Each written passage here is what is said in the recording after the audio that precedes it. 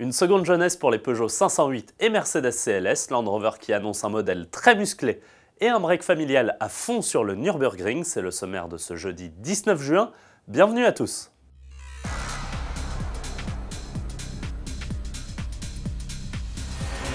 Débutons donc par la présentation ces dernières heures à Londres de la Peugeot 508 restylée. Après 4 années passées au catalogue, la berline numéro 1 en France se renouvelle avec un lifting de mi-parcours. Au programme tout d'abord quelques retouches esthétiques qui ne sont pas sans rappeler un certain concept Exalt.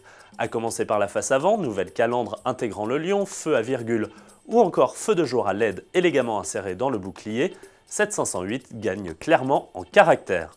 À l'arrière, on retrouve la nouvelle signature lumineuse à 3 griffes dans les optiques, sauf sur le break SW dont la poupe n'évolue pas. À l'intérieur, c'est un écran tactile de 7 pouces connecté qui débarque, permettant à quelques boutons de la planche de bord de disparaître.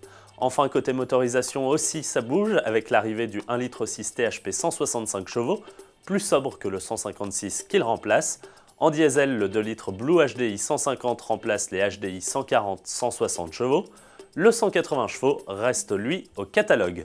La motorisation hybride 4 de la berline ou du break RXH reste également à 200 chevaux.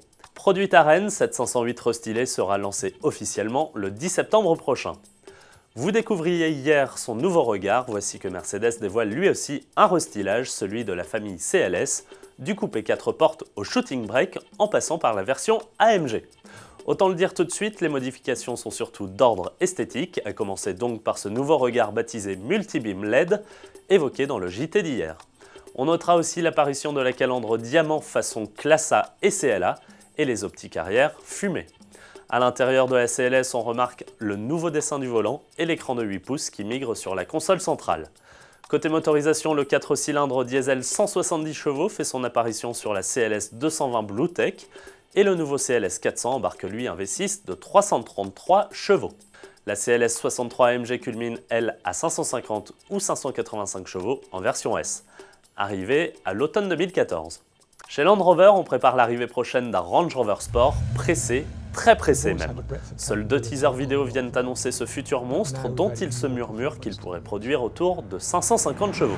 Aperçu furtivement camouflé sur le circuit du Nürburgring, il fera ses débuts le 26 juin prochain au Festival de la vitesse de Goodwood.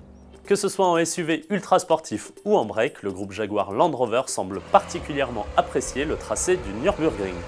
Comme en témoigne cette vidéo de l'un des breaks les plus musclés du marché, le XFR-S Sport Break de Jaguar.